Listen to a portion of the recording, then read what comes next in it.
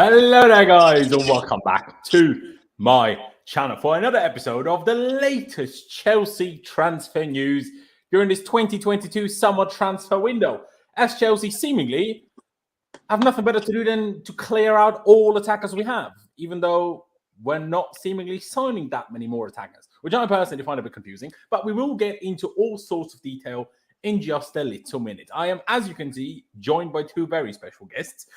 They happen to be now turning into the Chelsea news guest. I mean, Pice obviously is here all the time anyways, but Aaron seems to be on last week midweek and this week midweek.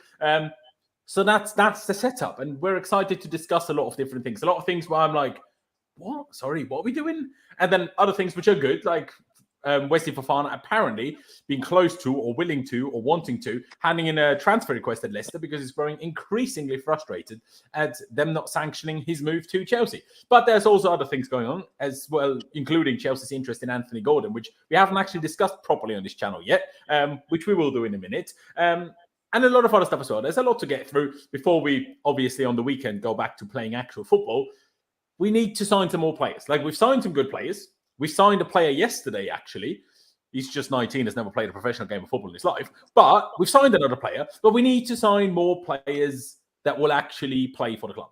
And not like Carnes and, forget his name, Casadei. That will probably not feature. I mean, Carnes hopefully will eventually. Carnes being Carney Chukwuemeka. That's his name. But yeah, Pice, let me start with you. I've asked you a similar thing last week. Why is nothing happening? Like, I know we signed that kid yesterday, great. But now we were like close to signing Fofana before we ever played Everton.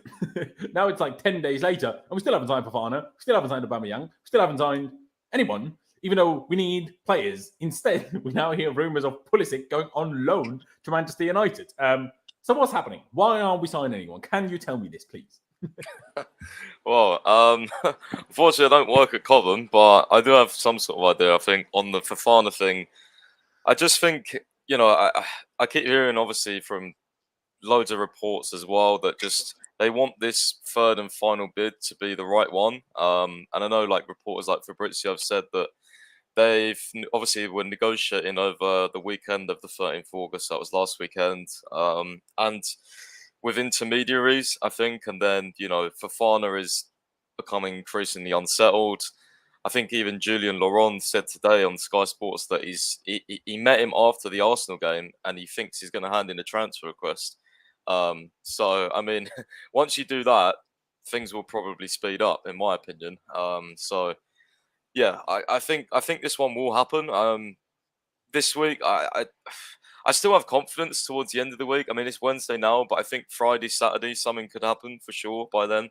I just think it's been brewing so much now in the background for so long that it's just going to all sort of like blow up eventually one of these days, surely. That as soon as we send that third bid in, surely that's going to be it. And I think that's why it's taken so long, is because they want to make sure it's the right structure, it's the right terms, it's something that they ain't going to go, right, no, we're going to have a fourth bid now. You know what I mean? They put those two bids in pretty quickly, and then the third bid, it's been a long while. Like, we've not put it in yet. So I think they're just working to make sure this one does get accepted. And I know there's been reports of 85 million. But again, I think what's more important about this deal, with any big deal really, is the structure. I wrote an article on my website last night as well, and I compared it to the Rafinha deal. If you remember how we put, I think it was a total package of 55 million to Rafinha, to Leeds for Rafinha. But remember, the reporters like Fabrizio said, a lot of it was up front, which is uncommon in football. And I think with someone like Fofana, because Leicester already paid 40 million for him, I think in such a deal where we might have to break the world record, how much of that is going to be up front? So I think it's those little details they're trying to work out. Which is good, but come on now, work it out. It's been 10 days. Well, more than 10 days since I last bid. I'm like, come on now, hurry up. But also, Fofana handing that transfer request, I can't be bothered anymore. Now, am I particularly concerned whether we do or do not have Fofana against Leeds? No, I think that won't be the decisive factor of whether we do or do not beat Leeds, whether we have Fofana or not. Personally, I mean, other people might have different opinions on that. Why is my chair rolling in wrong directions? I do apologize about my random movement up on screen. Aaron, let me ask you similar questions. Now, You know what? I just start straight with that because I need to know what other people think. And there are some people that are fans of it, some people that are not fans of it. I'm not a fan of it, but I'm like, so many people are fans of it. So I'm like, am I being an idiot or what's happening? But Chelsea's interest in Anthony Gordon from Everton. Now, we've already had the £40 million rejected. We've then also had a £45 million rejected, a £45 million bid rejected. And now we are apparently still not giving up. There's thought of player plus cash or players plus cash. And Everton might apparently even be open to that idea. And I'm like, but why? And now there's rumors coming out that, Pep Guardiola is interested in Anthony Gordon and Newcastle's interested in Anthony Gordon and some other clubs are interested in Anthony Gordon. But Anthony Gordon wants to join Chelsea. I'm like, why? Like, do you really believe all these other clubs are interested? Or is that just Anthony Gordon's agent trying really, really, really, really hard to make sure Chelsea sign Anthony Gordon? I don't know. Aaron's gone, so I have to ask the same question to Pies. I know you're not as against it as I am because you're like, well, if Tuchel wants him, then get him. And I'm like, fair enough. Like, I can't too drastically disagree with this idea. And I understand that he's seemingly very good at pressing. But what I don't understand is, number one, the money. Like, 45 million wasn't enough, so we need to pay more than that. When that money got you Gabriel Jesus, I'm like, and we decided to not sign Gabriel Jesus, but we're deciding to sign Anthony Gordon. What? And this whole idea of, it could be a wing-back. I'm like, he's not even close to anywhere near as good as Ruben Loftus-Cheek. Pies tells me, nah, he's coming for the attack. I'm like, but personally, I also don't think he's as good as Callum Hudson-Odoi, and he's only 4 months younger. And Callum Hudson-Odoi is on his way out because he can't even make our squad. Now, maybe I'm an idiot, and Tuchel will start him every game. I don't know. But personally, I'm like, I don't understand. I mean, fair enough. It's a case of, obviously, potential is part of the fee. I get that, which obviously Gabriel Jesus being a bit older, there's less potential to pay for. But still, it just seems a bit crazy. And also, Everton already lost Richarlison. So unless we give them 17 attackers, I mean, to be fair, we're trying to get rid of all our attackers, so maybe we could give them 17 attackers. I don't even see them ever accepting it anyway.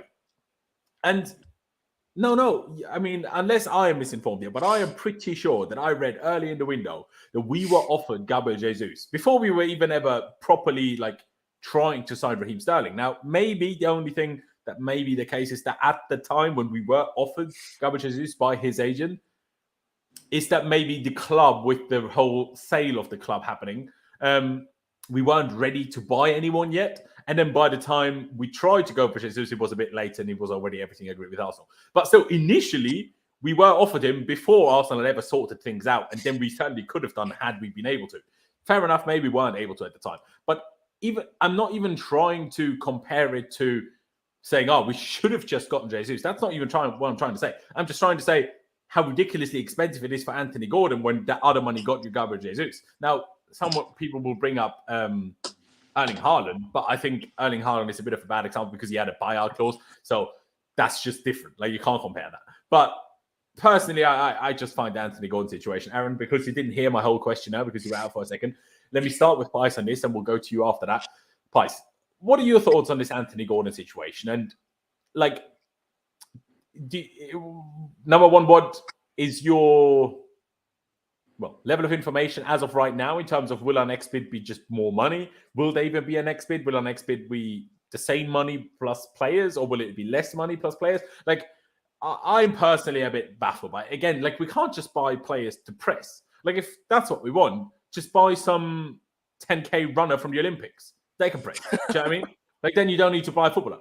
If that's all you need, then you don't need to buy Anthony Gordon. You can buy him. Do you know what I mean? So, yeah, no, I do get your point a little bit. I don't know what it is. It just seems to be I seem to like all the targets that we have this window. Even Nathan Ake, I didn't really mind Nathan Ake. There's not really been one where I'm like, holy shit, I don't want him at Chelsea. I do think the price is a lot, but again, it's it's why you weren't a big fan of Dumfries, weren't you? That is true. Okay, that's one of them. But then again, I did argue that he was very good attacking and stuff like that. And people were like, "Well, I just don't want him anyway." I'm like, fair enough if you don't like Dumfries. The part to me was that you preferred Kyle Walker-Peters. I'm like, sorry. Yeah, I don't know. I like the fact that we're looking into the Premier League. I think I do get your point of the fact of like Hudson-Odoi is it's a weird one because he does tick all the boxes. Like Hudson-Odoi is statistically more creative. It's just I think right now, if you're looking for someone like the old Hudson-Odoi is like the Gordon now, really, really direct, really pacey, really quick, dribbled a lot, loved taking on players. But Hudson-Odoi is not really like that anymore. And I think multitude of factors. That's probably why he's going out on loan because he needs to find himself confidence again. Whereas Gordon is so high on confidence, like it's ridiculous. And I think he can only get better in a better team. I think that's natural. I do think his output's a bit worrying. Obviously, he doesn't have many goals or assists, but I don't know. I strangely like it. I do. I strangely like it. I think he could be like one of the. I think he could be really effective. Is the word I'm looking for Chelsea. But effective as what do you see him being effective? Effective just as like a creator, I know you mentioned, or just another player to basically be Mount's backup when Mount can't play. We have another presser. Like, yeah, you know what I mean? I don't But know. then, That's Mount won't drop out of the team, right? Let's be honest about no it. idea. Mount won't drop out of the team. Neither will Raheem Sterling. Now, will Anthony Gordon replace Kai Havertz and then Sterling plays up top all the time and then Mount and Gordon play out wide of him? Or is Havertz staying in the team and Gordon is a 50 million backup? And now, I Aubameyang understand as well, right? Ben Chilwell is currently a 50 million backup. I get that. But do you see what I'm asking you, though? Because Yeah. I know what Jester said here. I think if it was two players at 25 million apiece. Again, he's nowhere near as good as Ruben Loftus-Cheek as a wing-back. That's Gordon in his life ever played wing-back. Now, I understand Everton just parked the bus most of the time, so he's maybe used to defending. And he's also, I mean, Rob, who I was supposed to be streaming with yesterday, but then all sorts of things happened. That wasn't possible. But he was telling me he plays on the right. I'm like, sorry. Every time I've seen anything from Gordon, he's been on the left or this season at striker. So why is he supposedly a right-sided target? This is the next thing I don't know. I think he did play there a lot. I think, was it last season? Before, he definitely played there a lot because there's a comp of him. All he does literally was running down the right-hand side and putting amazing crosses into the box. So maybe that's another thing. I don't know if you sent it to me or the group chat. He was always in the left in that comp. Yeah, he does both. I think more this season started off on the left, but last season I think he played a lot on the right and the left. No, I think this season he played striker because Everton don't have a striker at the moment, do they? So I think he's played in the middle against us. He most certainly did, and I think in that second game he did as well. Don't know about. I thought last season he played it on the left. At least once Lampard joined. I don't know if did he play at all when Benitez was still there. I have no idea. He definitely did. He played quite a bit. I think he definitely played on the right quite a bit because every time I've watched comps of him, mostly he's on the right and they're old clips. Whereas last season he played more on the left. So it's obviously had the Richarlison up front, and they played Townsend on the right. Same amount of goals as Hudson-Odoi. Yeah, but I don't really take too much notice of that because under Lampard and Benitez, no, but that's always the main criticism that people hold against Hudson-Odoi, and he doesn't even have any more goals. But Hudson-Odoi should be scoring more goals in Chelsea. Like he's got better players around him. So if Hudson-Odoi went to Everton, I don't think his stats would be probably more acceptable because he's not playing in a great team on a great system and great managers. So I don't really take too notice much of the stats. Obviously, it's preferable if you're doing it under coaches that are known to be defensive. But yeah, I strangely like the sign. But I do get the sort of questions around it. Like there's a lot of questions, like you said, like if we're staying with the three at the back, are we spending £50 million on the bench player? Like where does he fit? Like for me, Tuchel isn't buying someone for £50 million if they aren't going to be a starter. So then he needs to work that out. Like I don't know. So there's probably all sorts of internal discussions going on about the squad. I don't know. It's just, again, I think if we can get sort of Ziyech out, Hudson-Odoi out, I think Pulisic will stay, but mainly those two. If they go, if we can get them out, because I know Hudson-Odoi wants to leave, I think it's not a bad winger target. I mean, there was that guy as well who's called what? Jeremy Pino from Villarreal. Apparently we're tracking him, and I'm just like, well, to be honest with you, Arsenal are tracking him as well. Yeah, I do like the foreign league signings and the talents from there as well. I just think I just quite like us buying in the Premier League a bit more for players that I've watched and I think will adapt well. Relegation fighting players though. But he is a major standout. Like he's a major. That is true. Like he is a good. I'm not saying sorry to interrupt you. When I criticize the signing of Anthony Gordon or the potential signing of Anthony Gordon, I'm not sat here saying he's absolutely dog shit. Clearly, he's not.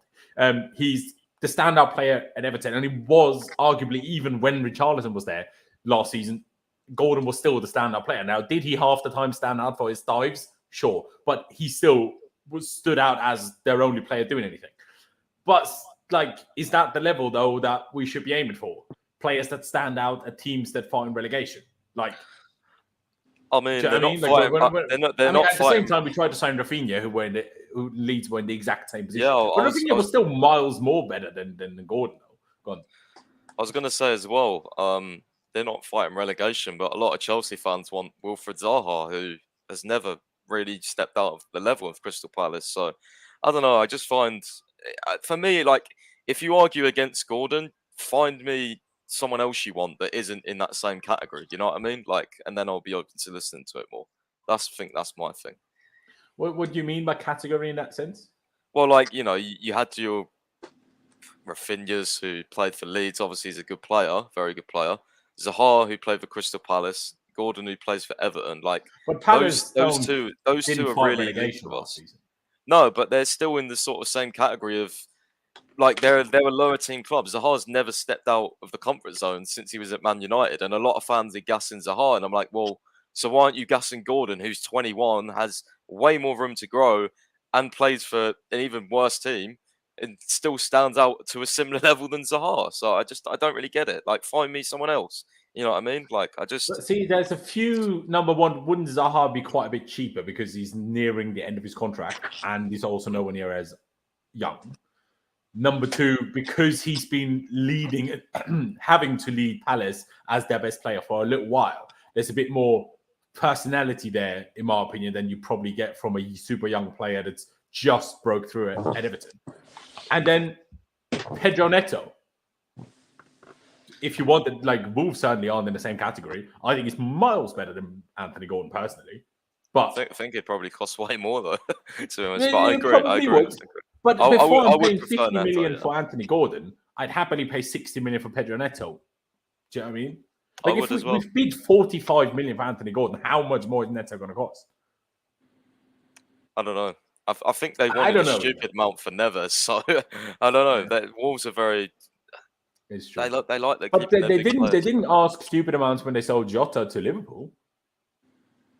Yeah, that's true. How did he have long left? It was like 25 million or something. Did he have long left in his contract? I don't know. I feel like he hadn't been at Wolves for that long, so I feel like he must have had a reasonable amount left on his contract. Otherwise, I mean, he didn't join them in the Championship. I think he only joined them when they got promoted. And how long ago was that before he joined Liverpool? I mean, didn't they have Michael Edwards then as well, who's just so good at negotiating? So I'm not surprised they're going for it. Fair enough. But still, like, even if you pay 5 mil more than they did, but I don't really know. I think it's a little bit. I personally think it's a bit crazy. But Aaron, what's your thoughts on it? Anthony Gordon, especially the price. Like, again, if he was somehow available for 20 million, different scenario. But obviously, no one is available for 20 million these days. We paid 20 million for Carney Chukwuemeka, and we're paying 15 plus 5 million in euros for I forget his name again, Casadei from Inter Milan. So, who's never played a professional game of football. So maybe you just don't get players for 25 million anymore unless they're just awful. Or not awful, but either super young or awful. One of those two. But are you a fan of it? Aaron, have you found a way of finding an explanation to yourself how it makes sense? Because I haven't yet.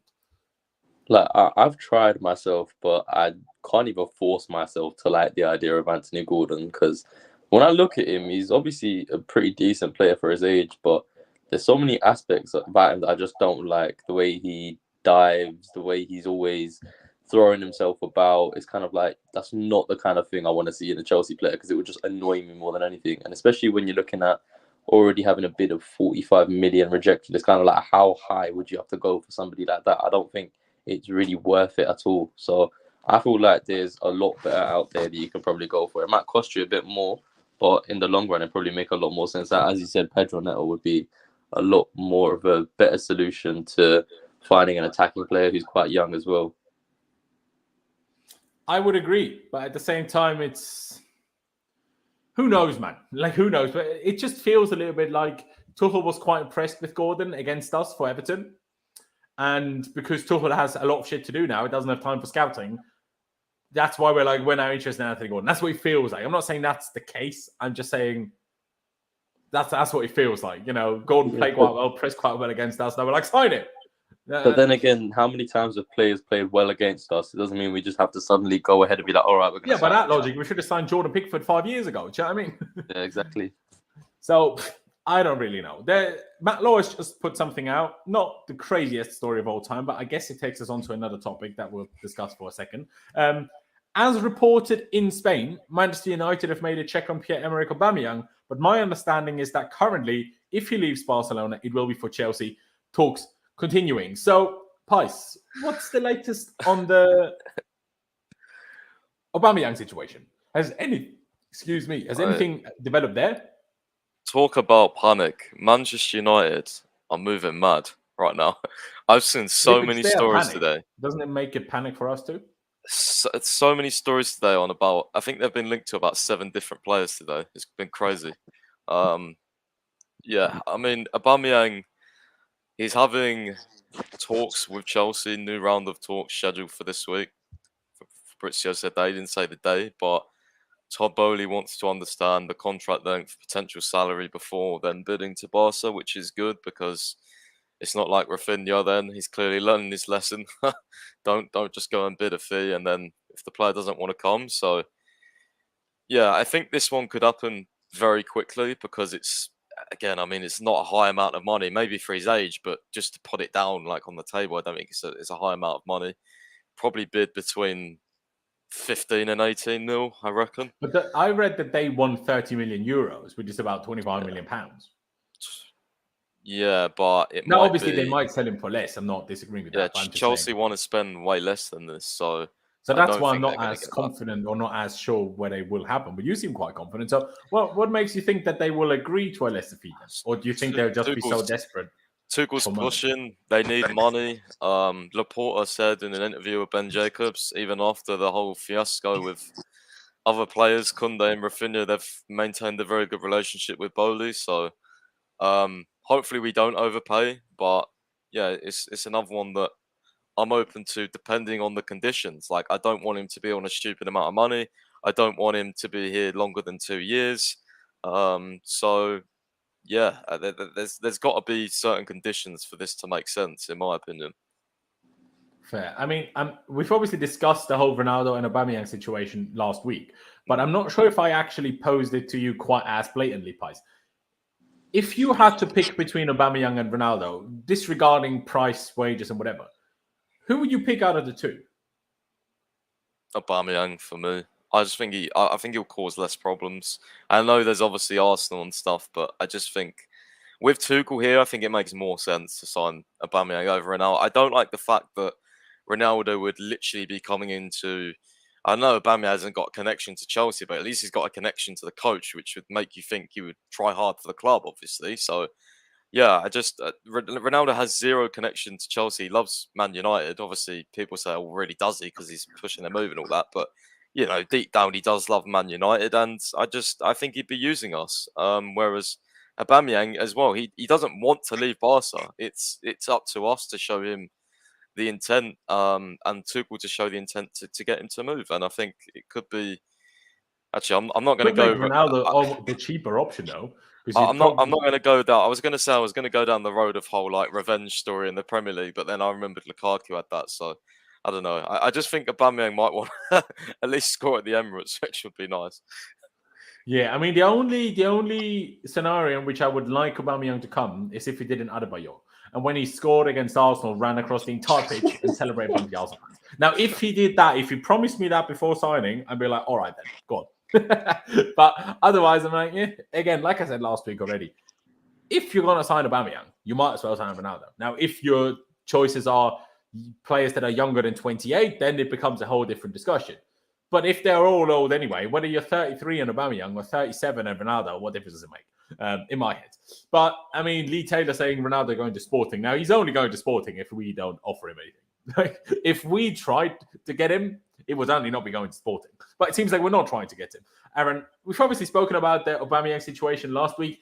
Anything changed from your opinions from what we were speaking about then compared to now? Oh, no, nothing at all. I still really don't want Aubameyang. I just think he's shit. I think he's so washed up by now. Like, he hasn't got the legs he used to have. He's washed up. He's washed up. Let's be real. Like, he couldn't cut it in his last stint at Arsenal for the last like year or so. He's Are got you sure the he just didn't Barcelona. want to play, bro? I think they just think it was a bad situation, right? He scored quite a lot for Barca last season with the starts. Yeah, but bad But who did I situation. read When about he's at recently? Arsenal. I read about some striker who's no good. Oh yeah, Morata. Morata is absolutely on fire right now. Does that mean now we should Morata's sign him always back been- as well, just because he scored a couple of La Morata- Liga goals? Morata's always been decent, in my opinion.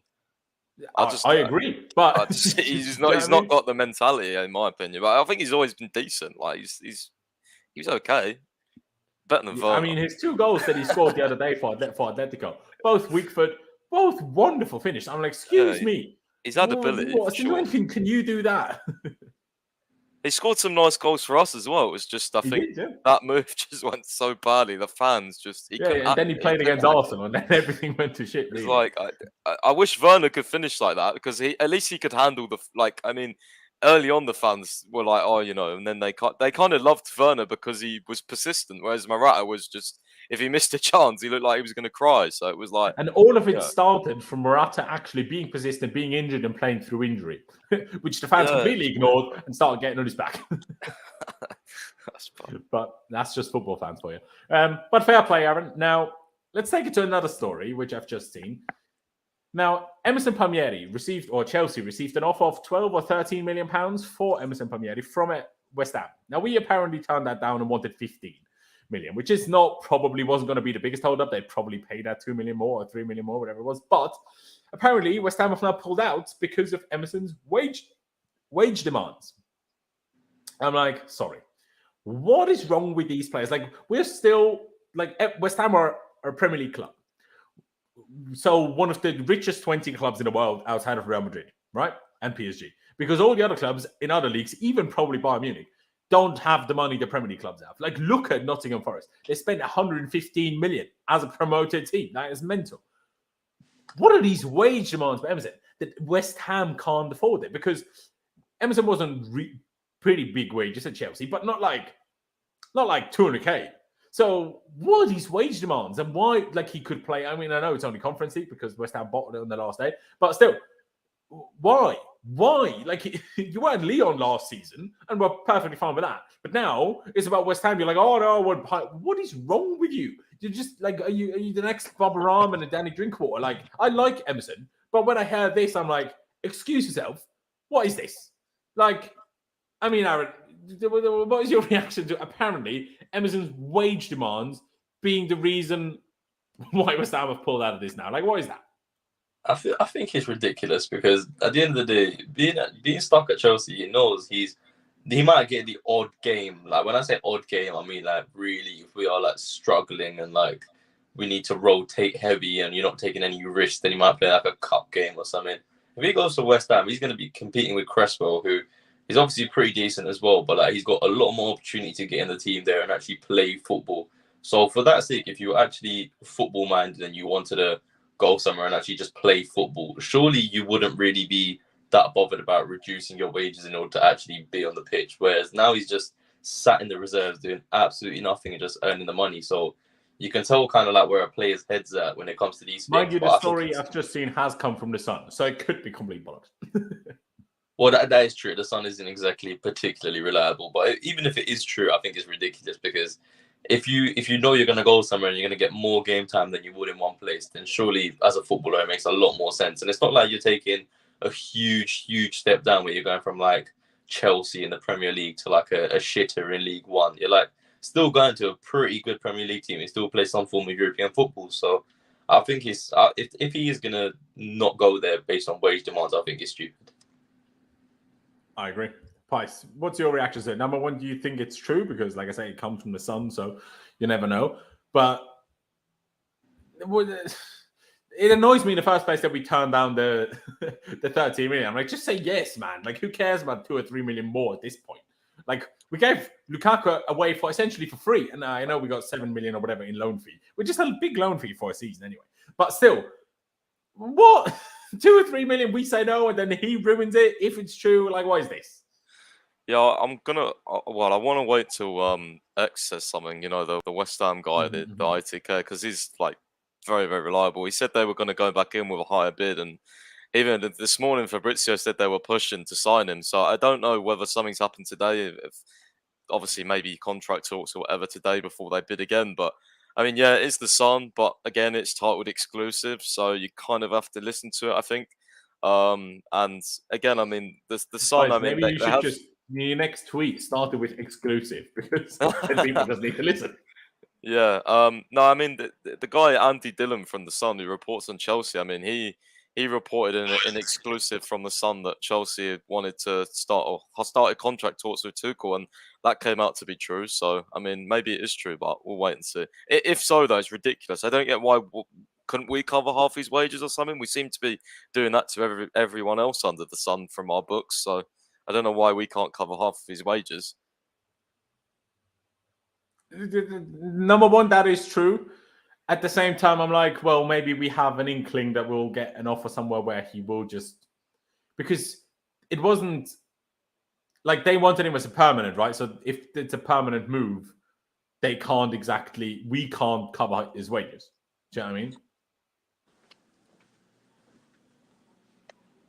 Price, do you know what I'm saying? Like, if it's a permanent move, we can't cover his wages because he's not a loan. Right. Mm-hmm. Yeah, I don't. That's. Can you not do that? I swear that's happened before. I think only on loan you can do that because otherwise, how? Like, do you know what I mean?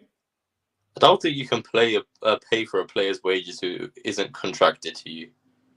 I mean, you probably could. Like, there's no law stopping you from gifting someone money. And if we said, oh, West Ham would just transfer you 50k every week so you could pay Emerson, I suppose we could probably theoretically do that. I swear that has happened before. Maybe I'm wrong. But I think that's like it's different to like on loan where he's still our player, which is why we pay half the wages or whatever. Yeah, it's a bit different, but still.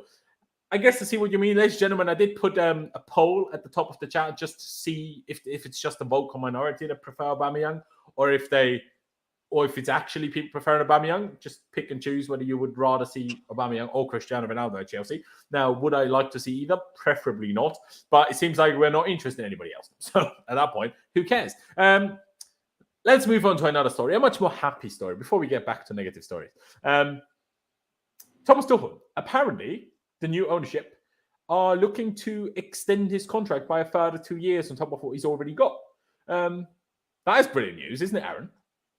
I think it's quite sweet because there was a lot of people saying, oh, if Chelsea don't perform the way they're expected to this season, Thomas Tuchel could be on the chopping block, da-da-da. So that's just a big fuck you to all the people who wrote off Chelsea saying they're not going to make the top four and Thomas Tuchel could be in danger. So it is good to see because even with Thomas Tuchel, I don't think we haven't had a manager who we've liked as much as Tuchel in a very long time. Like the way the fans get behind him, we haven't seen in a very long time. So it is really good news. And he's taken us in a good direction. Like he's already won us the Champions League, got us to cup finals. You can see like when we're doing the squad overhaul, once he gets the players that he wants in, he looks like he could take us places. We're starting to play a bit better under him as well. So I think it's a really good thing for us. I think just tying him down, making sure his future secure is going to be good. Yeah. See, it's a little bit, not embarrassing is maybe the wrong word, but I am a bit of a sucker for passion. Like when back in the day, Gareth Gale was like Mr. Passion. But I am a bit of a sucker for it, I can't lie. Even though I'm not English, who would have thought? But with how Thomas Tuchel acted around everything at Spurs, maybe be like, I mean, I do criticize some of the things you do, but I will look past them if you act like this a bit more. Mate, it was so good inside the ground, honestly. Like, yeah, the funniest thing, right? The funniest thing the final whistle blew, and then everyone was already watching towards the dugout, and all of a sudden, like because they were so far on the pitch, you could see it so quickly, and there was people around me going, "Go on, fucking headbutt him, Chick." It was so funny. Headbutt, go on, get into it. It was like a proper. It was the funniest thing I've ever seen. So good. Too funny. But I will say, it also came along with, like I said after the game on Sunday, I just really enjoyed the fact that we did something not normal, right, in terms of how we played. Now, again, I'm still hopeful that we will do things like this against other teams other than just Tottenham, who we've been doing it so far last season and this season. But yeah, I'm a big fan. Give him a new contract. I personally still think if theoretically we were to finish outside the top 4, there is a chance he does get sacked anyway, whether he gets a contract extension or not. Obviously, it depends on the scenario why we don't get top 4. Now, if we have 12 injuries and every single player that started against Spurs misses 2 months of the season, now if that is the reason we don't get top 4, then of course it will not be sacked. But if everything goes roughly to normal and we somehow don't get top 4, then I think there is a small chance it could still get sacked, Boehly or not. But in general, after the Spurs game, I don't think we won't finish top 4 anyway. So maybe that's a little bit flip-floppy for me after Everton saying there's a real chance, and now after Spurs saying I'm absolutely not concerned at all. This is partly with me still expecting a couple of more signings as well, I will say. But yeah, I'm a fan of it, and I'm sure you are, Pies. But do you know the extent of it, shall I say? Because is it going to be on the same money? Is it going to be a contractual improvement as well in terms of that? Or is it simply going to be extending what he's already got? I don't know about that yet, but I think as well, I was thinking about this. So he's got 2 years left now, but after this season, it will be 1 year. So, I mean, it makes sense anyway, because to tie him down until, what would it be, 2026? I mean, you don't want to coach of high level as Tuchel going. I mean, even if he's happy here, you still don't want him being on, 1 year left of his contract. Like, you'd want to sort that out if you plan with him long term. So, yeah, I think this is really good news. Yeah, I'm happy with it. I'll be interested to see. I do think the timing though is a little bit weird. Wouldn't you want to do it like during the summer? Like, I don't know why we're starting talks during the season. Like, couldn't that distract him when he's trying to focus on the team? And maybe his agents are trying to go, oh look, Chelsea have made this offer there. But maybe because he's so close to Boehly, they'll talk about it, and it doesn't have to go through agents and stuff. I don't know. I mean, Tuchel said in his Sky Sports interview the other day they have really close communication and stuff so far. So, look, yeah, I think it's a good idea. Again, the only one thing I do worry about is the new director of football. And I know, I can't remember who said it, but someone said to me, surely Tuchel will be involved in these talks as to who he wants anyway. It might have even been you, Laurenz. I think you might have said it. Because I was a bit worried about, the new director of football coming in, Tuchel falling out with him, and then them going against Tuchel, because essentially, just like the player signings, Tuchel is not their appointment. Their appointment will be the director of football, and they're probably likely going to back him because they've appointed him over someone they have not appointed.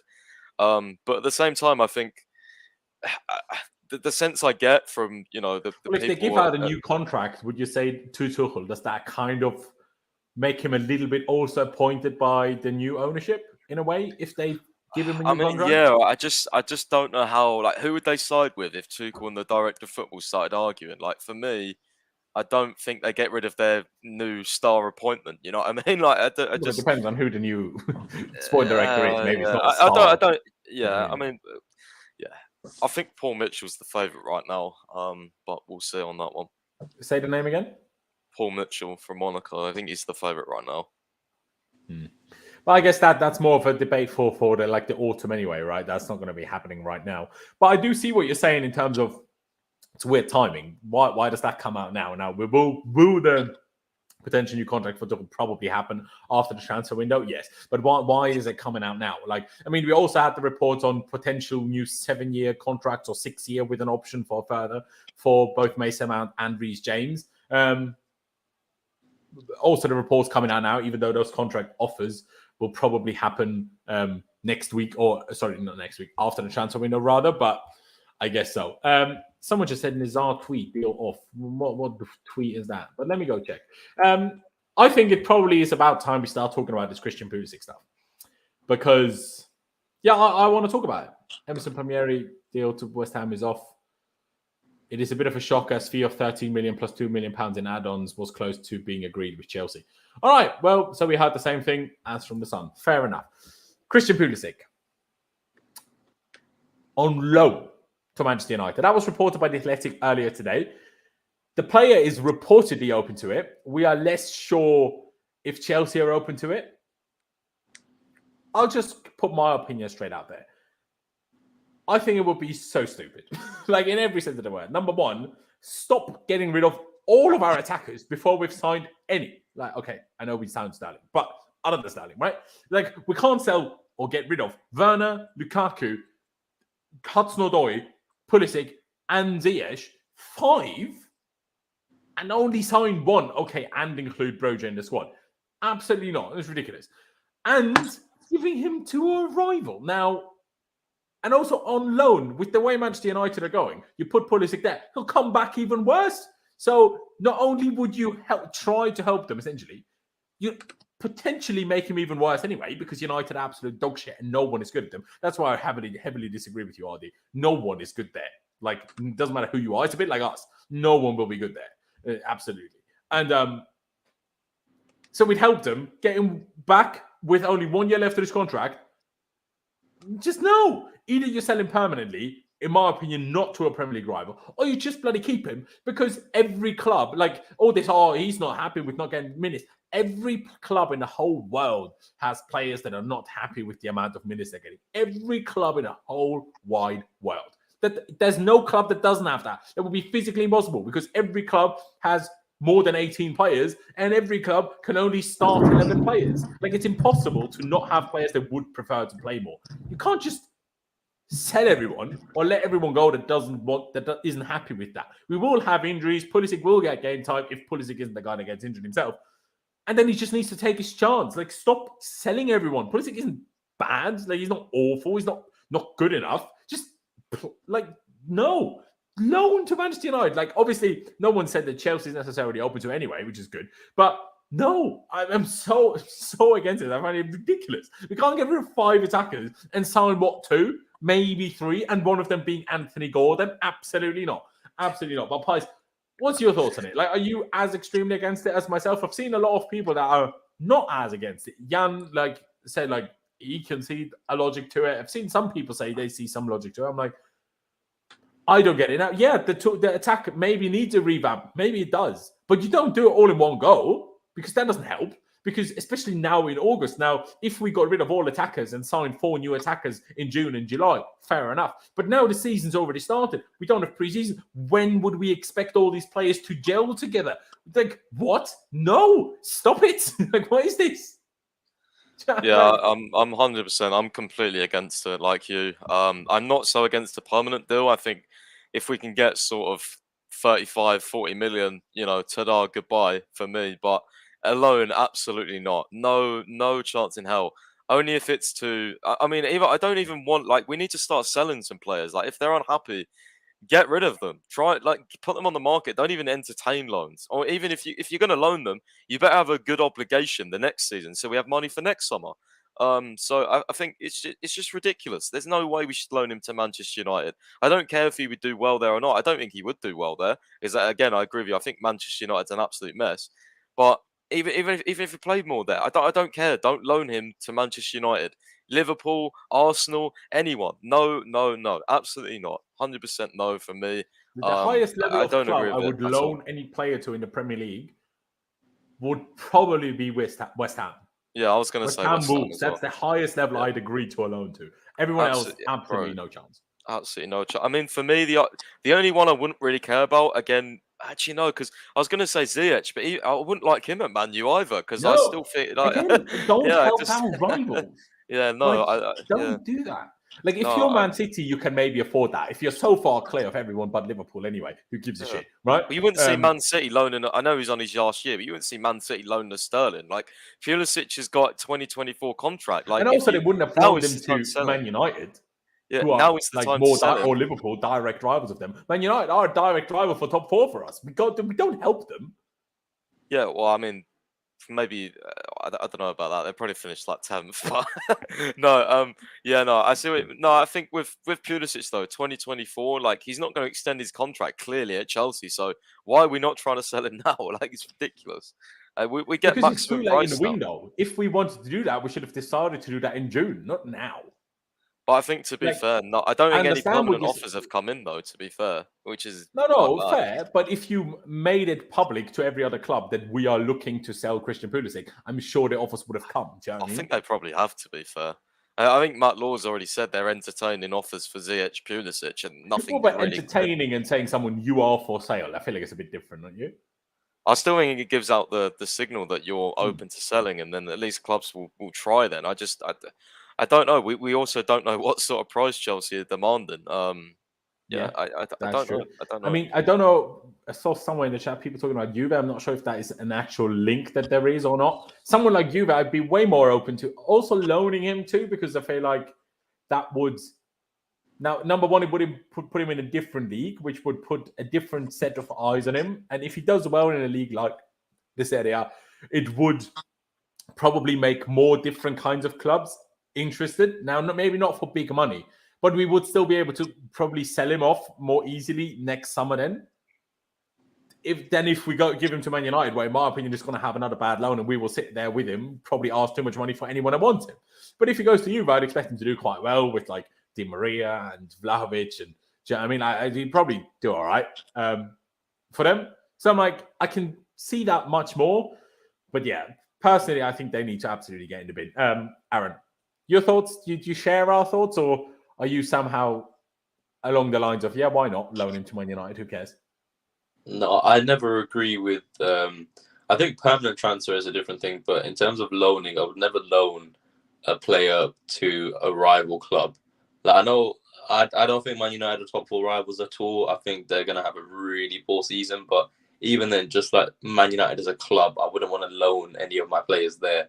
And with Pulisic as well, he hasn't delivered the way we thought he would. So even if he was to go on loan, if it's elsewhere, like not to a rival or anything, as you said, like the West Hams and belows, because I saw I think there was an Athletic article saying that Newcastle, Juventus, and Atletico Madrid were the other clubs interested as well. So maybe like a club like that, but definitely not to Man United. But with this contract expiring in 2024, as you said, it's either a case of you extend it or you sell him, and knowing that he's probably not going to extend, we should be looking at trying to get rid of him permanently. So even if it's like a loan with an obligation, just to sort of get him out the door, make sure he's gone, so you're not in that situation where you've got a player in the last year of their contract, you know they're not going to extend, and then you have to take more like a cut price for him. So I would not loan him to Man United, but if there was like a lower club, because it said Newcastle, so even if like a Newcastle was interested, I wouldn't mind sending him there, or a foreign club as well, because with the foreign clubs, he can go out, get an experience in another league. If he does well, it'll bring the attention in him up a lot more, probably increase his value a bit more, and then you'll have clubs wanting to go for him. So it really just depends, to be honest. Definitely not to Man United, but I wouldn't be against like a loan deal in general. Yeah, no, I do hear that. Like loaning him to Newcastle. I mean, I don't know. I just think it would still be the better idea to just keep him for the season, personally. Like, we've got rid of Werner, we've got rid of Lukaku, we're probably getting rid of Hudson-Odoi because he's trying to leave. Oh yeah, like I wouldn't want to get rid of him. If it was my choice, I would keep him. But if they're genuinely saying that he's probably gonna go out on loan, then so be it. But if it was me, I'd definitely keep him, because our attack we haven't even got the most options anymore. And it's like, if they're looking to loan out Hudson-Odoi, which seems to be going to happen at some point, I don't know where, but that will leave us with barely anybody. So we kind of need the bodies we can get. Not Anthony Gordon, not that kind of body, but Pulisic will do the job just fine as a rotational. That's what I think as well. And I think, like I say, if like with having gotten rid of Werner, having gotten rid of Lukaku, probably getting rid of Hudson-Odoi, and Pulisic clearly being picked ahead of Ziyech by Tuchel anyway, I don't even think Pulisic will get that little game time in the grand scheme of things. Like now it maybe seems like that, but now that's because we're in August and we only play one game a week. Start the end of August or early September, we will start playing 2 games every week. Pulisic will get, in my opinion, enough game time for him to at least not cry too much, for him not to cause a big fuss personally. So but also, there will be enough game time there, potentially, if he does use his game time well. Now, will he or not? I think he will get enough game time that if he just uses it himself, he could even sign a new contract. Like, if we give him enough game time, and if we don't anyway, who gives a shit? But we can't put ourselves in a position where we sell too many players that we are in the bad spot, where we don't have enough players. I don't think we should even get anyone near that problem. Do you see what I mean, Pies? Like, I would just keep him. I would keep him as well, but I think for me, I 100% agree. I don't want to loaning Hudson-Odoi and Pulisic out. It's like, I just don't get it. There's too many loans, bro, and it's a problem because again, like wage demands, their form, they don't want to buy these guys. They want to get them on loan first and see how they do, and it's frustrating because the poor form or the inconsistent form and other variables as to why they've performed badly is hurting us. It's hurting us in the market. So for me, you have to try and sell Pulisic for me because he's nearing the end of his contract. I think if he stays till, like, say we tried to sell him next summer, doesn't he have 1 year left? So the value would, I mean, that goes against us straight away. So yeah, I mean, I don't really agree too much with Kutch's comment there. I get they're falling out, but I mean, they won't work anymore. I mean, I don't think they absolutely hate Tuchel. I think that's a wrong perception. I just think they want different things in their careers. I mean, even Timo Werner said that you know, he loves Chelsea and stuff like that. He didn't think that it would work anymore with the manager, the system. So. And Werner has a bit more of a valid point in terms of that he's playing for a big country, in terms of footballing country, where he actually has to worry about his team in the German squad. Like, Pulisic doesn't have to worry about his place in the squad now, does he? And he's going to be like one of the first ones off the bench anyway. I don't get it. Like for me, first one in attacking sense. For me, the problem with Pulisic is he's demanding, like, he wants to go somewhere where he starts 100%, absolutely, but. You then can't say that Chelsea. United anyway. You then can't say that Chelsea. No. Will he start over Ronaldo? No. Will he start over Sancho? No.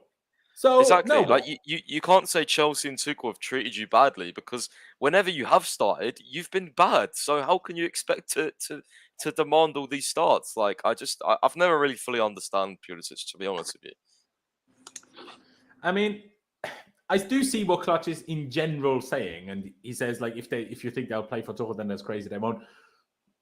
And I see to some extent they will, because they still try. I don't get that. They still tried for Tuchel. They still tried for Chelsea. It's not like it's not even about Tuchel or not, though, is it? Because Pulisic is at an age he can't just not try. If he starts to not try now, number one, other clubs get wind of that. No other club wants to sign players that throw their prams. Whatever the expression is, and don't try for their club and manager anymore once they don't get the game time they want. If you start doing that, no club will want you at some point. And also, he's too young to risk things like that because then he will just end up at some, I don't know, mines in the Bundesliga in the end. Do you know what I mean? Like, after his contract at Chelsea. Like, you can't risk that. And also, it's not just about Tuchel, though. Doesn't he want to save his own career? Save is maybe a strong word here, but does he still not want his own career to be good? And if we, like, fair enough, if he gets his move, maybe. throw the prams, this guy. Yeah, I forgot the expression. All right, leave me alone. But once the transfer window shut and he didn't get his move, if he's here, for the sake of his own career, for the sake of the World Cup coming up, he will still have to try. Whether that's for Tuchel or not, he will still have to try. And the fact you say he doesn't try, Clutch, but you also say the reason he doesn't go on his dribbles anymore is because Tuchel gets mad at those things. But then if he wouldn't try for Tuchel, wouldn't he not give a shit about what Tuchel has to say and then just dribble anyway? And wouldn't that make him better anyway and then probably get more game time because then he'd finally play more if he started risking those things again. So in the end, maybe him not trying for Tuchel is actually the best thing that can happen to Tuchel, Chelsea and Pulisic. Do you see what I mean with that, Pice? 100%. I agree. I mean, is Sterling not dribbling? I mean, he's dribbling for Chelsea.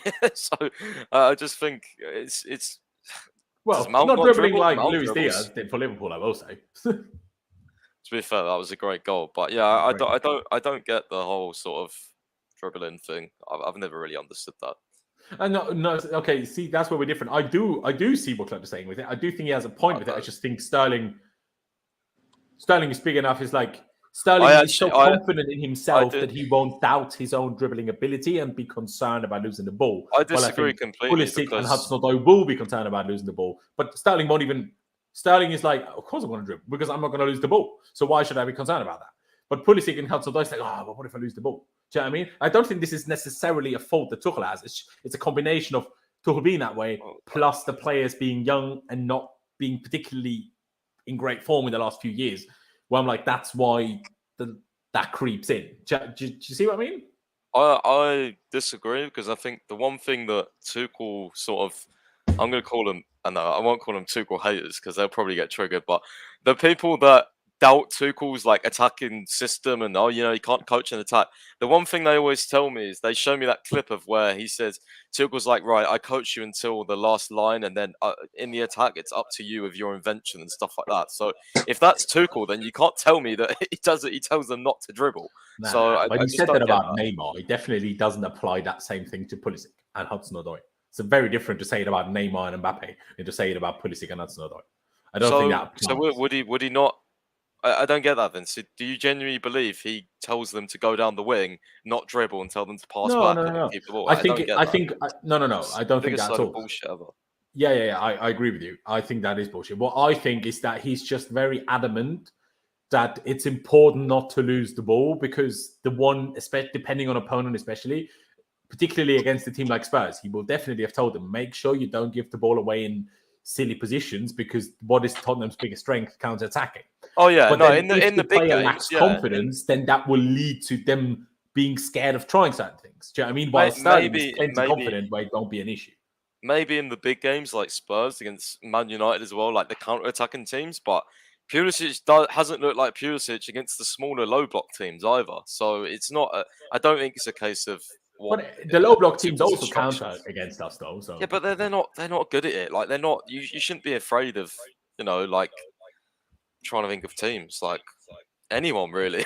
That's not the big teams. You shouldn't be afraid of doing your stuff, showing your confidence. No, you shouldn't. I agree with you. You shouldn't be, but I still think they are anyway, even though they shouldn't. Do you know what I mean? That's where we need upgrades. We missed the chance he missed, but he missed anyway. Do you know what I mean? That's where we need upgrades, and we will fight to sign more players if these guys don't deliver. It's as simple as that. Unfortunately, you can try and go as deeply into it as you want, but unless I hear a story where Tuchel's told Pulisic, hey, look, you're shit, then I don't really think anything else matters, to be honest with you, because people, he's got no confidence. Well, fucking get some confidence then. Start performing. You're a grown man. Like, this is why I hated Morata so much. He pissed me off every time he didn't perform or something, or, even if he got benched the next game, he was at sulk, and it annoyed me so much. Like, just get on with your job. Like, you get paid so much money. Like, enjoy it. You know what I mean? It annoys me. Yeah, fair enough. And we have this super chat here by Artem, who says Chelsea scored the third most goals in Roman era last season. Okay.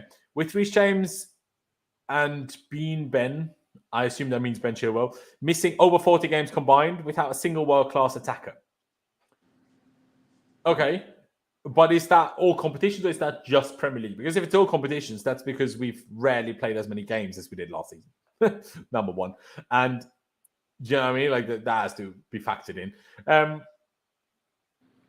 But at the same time, like, I do agree with what Artem says here. It's not like our attack is fully just awful. Is it, Artem? Okay, fair. He says it's in the Prem, full stop. Really? We scored the third highest amount of goals we ever scored in the Premier League last season. Really? That doesn't sound right. If you say that's true, then all that shows is that the Premier League has improved, and we need to follow along with that improvement and not be happy with less, because back in the day, less was enough. Now it's not. So you need to step up anyway. Do you know what I mean? I'm not happy with third most goals. If we come third most goals and winning the league, don't care. Fine, brilliant. But third most goals and coming third, it's not good enough. Do you know what I mean? Like, so, don't sit here and say, that's fine. Again, but I'm not. I mean, while I see that, Rodrigo, I'm not one of these people that just blatantly goes in on attackers. Who did someone else? What did someone else say up here? Chelsea. Someone said something that I'm happy to let Hudson-Odoi go on loan, but not Pulisic, because I rate Pulisic higher. That's why. Do I think he has more potential than Hudson-Odoi? Not sure, but as of right now, I just rate him higher. That's it. And someone said, he's always scared, blah, blah. If he makes a mistake, he will get dropped. He's already dropped, right? He's already on the bench. So at this point, you can't just not worry about that, because whether he makes a mistake or not, he's on the bench. So he might as well try it. If it works, maybe he comes off the bench. I think he's the Then I say attacking comes off version the of bench, Christensen. gets To be started. honest, Sorry? I think he's the attacking version of Christensen. To be honest with you, bro. Like he seems so scared of doing stuff. Just if this is all true, At least he I doesn't think miss this it. is bullshit. I mean, at least he doesn't miss random games. I think this is honestly think if you met Pulisic, I just don't think the story would be the same. I don't think he's got as little confidence as everyone seems to be. People say I don't know. Yeah. Doesn't seem I mean, is it necessarily all his fault that he's lacking confidence? Could we certainly help him a bit more? 100%. Could Tuchel do a bit more, in my opinion, to help someone like Pulisic? Yes, I think he could. But does that mean all of the blame is on Tuchel? No. Does that mean Pulisic couldn't do better and more? No. Hey, look, Do you know what I mean? what can we do about it as well? Look, I don't agree with Hudson-Odoi going on loan, but do you see me sitting here, can't speak English, slandering Tuchel? No, I don't, because I like Tuchel. I trust Tuchel's decisions. Look, will he be wrong long term? Maybe, but it doesn't mean you have to, sit here and if you love Pulisic, doesn't mean you have to sit here and go, oh fuck Tuchel and Tuchel da da da da. Like just what can we do? Like we're fans, we like players. If they leave, we'll see if the manager was wrong long term. Like you don't need to hold a grudge against the manager just because they do something you don't like. Like it's ridiculous. Yeah. I agree. Like, guys, I have plenty of things I criticize about Thomas Tuchel on a relatively regular basis in the last few weeks. It doesn't mean I'm now against Tuchel or Tuchel out or just like hating on him as a general fact. No, I just don't like certain things he does. And then when he does things that I do like, I will praise them. That's why I was so full of praise after the Spurs game, but less so full of praise after Everton. I would love to know. I would love to know as well. Like I see a lot of Pulisic fans, clearly Pulisic fans in this chat saying, so he scores the goals and gets benched. I know Clutch has said this a lot. What games are they on about? Because they always use this point to protect Pulisic. It's like apparently he scored a goal or he did well for 2 or 3 games and get benched. Like who cares? When was the last time Pulisic did score a goal? Exactly. Like that's they what seem I to be holding on this to is this not 2-3 me game taking streak. the piss question. This is a genuine question that I would like the answer to. And I think what they're mostly referring to is when he scored that 2-2 equalize against Liverpool, the game after he was dropped. They're probably a lot talking about that specific case, which I do agree with them was wrong. He should have, after that game where he played well, scored a great goal, scored a crucial goal, he should have been allowed to start the next game, in my personal opinion. But it is what it is against West Ham. What? At home? Away? Must be at home. How did we play against West Ham? Did we lose? Did we draw? Did we win? I have no idea. Well, not pre-season, Ryan. Pre-season doesn't count. So we lost to them away, didn't we? 3-2 because Mount and Thiago Silva scored. So they must be talking about the home game, which I don't even remember, to be honest with you. I have no memory of it whatsoever. Okay. All right. So yeah, of course, yeah, he scored in the 90th minute, didn't he? When we won 1-0. It was that really, really late goal. He scored into the corner, I think. I remember. You remember it was like did he run onto it or something? I remember. I was there, but I remember the goal. But again, late in the season, he scored the 90th No, minute the last Pulisic goal was against Leeds on the 11th of May. And look, there you go. Look, substitute Pulisic met Marcos Alonso's low cross in the 90th minute. So he didn't even start that game. So how can you judge that? Say he should be dropped next game. He's better coming off the bench. It doesn't mean you automatically start the next game because you scored the winner. Oh yeah, and Jorginho missed the penalty that game. That's true. So again, please don't use that point again, for God's sake. That's just annoyed me because he didn't even start that game. He came off the bench, which just proves my point. He's better off the bench. Yeah, well, that's one example. I wouldn't say it necessarily proves anyone's point, but they're saying he should have started their next game because he scored that off the bench. Yeah, but he didn't. Even, I mean, at the same time, I do see that though. Like, if you're a bench player and you score, doesn't that warrant you? Like, if the other players that started this game didn't score because Pulisic came on to score the 1-0 winner, I do see why, if you're a specific fan of that player, certainly, that you would say, well, doesn't he now deserve to start the next game after the players that started this game didn't score? I do see that. For his Chelsea career, I see that a little bit, but for his Chelsea career, even on the Tuchel, I just think he's been better when he's been off the bench than starting. And maybe you can say, well, he hasn't started as many matches. I need to look into that, but from my personal opinion, I've always thought he's better off the bench anyway, and I don't think we can change that. I don't think you can demand starts just because you score a winner off the bench. Like, No, I don't think you can demand it either. But do I think sometimes he deserved more starts than he got? Yes. Like, Timo Werner started way too many games. Do you know what I mean? Like, let's not lie to ourselves. We have another super chat here about Artem. Before I take all of this back to Aaron, who I feel like I haven't heard say anything other than that he scored against Can I Leeds just in say something about the super chat? Of course. Let me read it out, and then let me read it out, and then of course. More of a point to counter argue a bunch of people saying the system is not good enough to score goals. I think it's only 9-10 season, obviously on the Carlo Ancelotti, and 16-17 season on the Antonio Conte, teams scored more. If you say so, I'm not going to say you're wrong. I did the research. He is right. Last season, we scored 76 goals. 2016-17 was 85. And 2009-10 was 103. How many did we score in 04, 05, 05, 06? It definitely wasn't more. I can double check it, but it definitely was not more than that because I went through all of the Roman era seasons. Okay. What season were you talking about? 04, 05? 04, 05, 05, 06. 72. Also, 10, 11, Carlos. I mean, season. I would be intrigued at the how many start we scored of that season. 10, at the 11 start of was last 69. season. 69. Yeah. At the start of last season, we were scoring quite a lot, though, wasn't we? It was just sort of second half of the that's season. what I think is the main part to consider as well. But if we did play this system for the whole of this season, we scored like, I don't know, minimum 2 goals most games, and I don't think anyone could argue it. It's just we've got to let and see it out, and hopefully, I do agree. I want to see more like fought at the back and stuff as well, even if it's in games, because I definitely noticed it. Mount was a lot better playing deeper for sure. Like I definitely noticed that he definitely was better.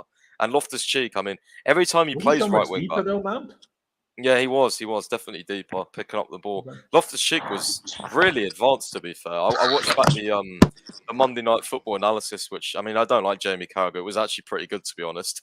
The analysis of Loftus-Cheek was kind of like a number 10 at times. It was crazy. So no wonder, like, I think we did create chances against Spurs, but even he was saying, like, the final ball and stuff. There was one where Reece James crossed it to the back post and Mount was like free in the middle if he just did a low pass, and it was like things like that you don't really see in the ground, and you're like, oh shit, that could have been a really good chance. So yeah. I mean, my personal opinion on the whole goal thing is that we had a great start to last season, and then the longer the season went on, the more we struggled in the system. Yeah. That's just my take on it. It doesn't mean that the system isn't a problem. It just means the system wasn't a problem at the start of the season, but it became a problem when we didn't go away from it. I want to see if it's the same this season though, because I do think, I mean, last season was like none other. Like the amount of distractions and the uncertainty around the club was crazy. Like I want to see if that really did play a role, and obviously, hopefully, the new players will help us as well in terms of goals and things. In terms of last season's goals, do you think that the fact that they were as spread out as they were across the whole squad might be a reason why we scored more, the third most in the whole Roman era? Yeah, and that's what I like about this system actually, because the wing backs usually get a lot of goal contributions. So I think as well, Reece James he had a month and a half injury or something as well, like Chilwell, like that kind of that fucked things up, because at the time where Chilwell got injured, we was unreal, and then it all kind of went to shit when Alonso came in. Surprise. I don't think it's a case of that the system is full stop just bad. I just think the system requires certain things. Like, even just look at the game against Everton. Reece James has a bad game, Ben Chilwell is just coming back from injury, and we were shit. Because if our wing-backs don't play a good game, or if the opposition find a way to stop our wing-backs, we are screwed in the system. So if our wing-backs keep performing, the system is fine. But number one, no player, no matter how good they are, no Messi, no Ronaldo, no Neymar, no Mbappe, no one, no Reece James, can be great every game. And then the problem is when our wing-backs then don't work brilliantly, then we struggle. And that's my problem with the system, because we don't have an option when our wing-backs do struggle. And that's my issue with it. Now, you've got a whole front three, though, that doesn't really... You do have a whole front three, but the whole system requires, for the front three to work, it also needs the wing-backs to work. Otherwise, the front three don't work. Yeah, but they could, like, instead of us playing out wide all the time. They could just take more responsibility and be less predictable, I guess. But that's on. We could, but the whole system that's- sets us up to penetrate oppositions from wide areas. So then, if the wingbacks don't offer that, the central areas are still cramped because that's how the whole system is set up to work. Do you know what I mean? I agree, but then, like as we've mentioned 1,000 times, and which is again, like you said, one of my worries. If we bring so many attackers in, it's like, do we have really great link-up play already? Like I think Sterling on the weekend, like that back heel to Havertz was. It was so simple, but how often times did you see that last season where there was like a nice bit of link-up play? There was hardly anything. So, like, that's my worry with bringing so many attackers in. It's like they don't really know each other. Especially like, attackers from Everton. Have you ever seen Everton do link-up play? I just hope not if since we Frank sign Lampard is their manager, that's for sure. I just hope if we sign Gordon that he can just be like a really pacey outlet that just, I mean, the vibes I get from him is he just doesn't care. Like, he'll just run, take players on. Like, he seems like a bit of a shit house. How often has Anthony Gordon his whole life faced a low block? Yeah, how does anybody know how good it'd be for us? Yeah, even but the scouts, how would they know? Why would we be willing to pay 50 million for that? I just think I hope I'm right, but I think he'll be a risk taker. I think he will be a risk taker. But like, you have to actually be good, not just be a risk taker. He is good, but that's where we disagree. I think he is good. He's good, but is he good? Do you know what I mean? Like, we're Chelsea Football Club. I don't want good players. Danny Drinkwater is a good footballer, miles better than any of us will ever be. Baba Rahman, Emerson Palmieri, Marcus Alonso, they're all good players, just not good enough for Chelsea. Nah, that's too far. Too far. Come on. Think about Gordon, come on, bro. Still miles better than, like, we take the piss out of his touch. Still better touch than we do. Still not good enough for Chelsea. Bro, that's debatable. That's debatable, bro. I've got a better touch and finish. All right. Okay, maybe a better touch than Timo Werner. Fair enough. Fair enough. Aaron, what's your thoughts on all of this? What we've discussed now with Christian Pulisic and attackers and, like, do you know what I mean? Like, where do you see the problem in all of this? I think the only way we can even sanction anything for, like, Pulisic leaving the club is if we have our shit together and we actually have a plan for what we want to do with the attack. Because obviously being linked with Anthony Gordon seems like that's one of Tuchel's targets that he likes and whatever. But what I want to know, did he like him before we played against Everton and he played well? Or did he like him since then? He was, for an Everton side, he was pretty decent last season as well. So it could be No. Of course, I'm not disagreeing with that. But I'm saying, did Tuchel like him before or just since we played them?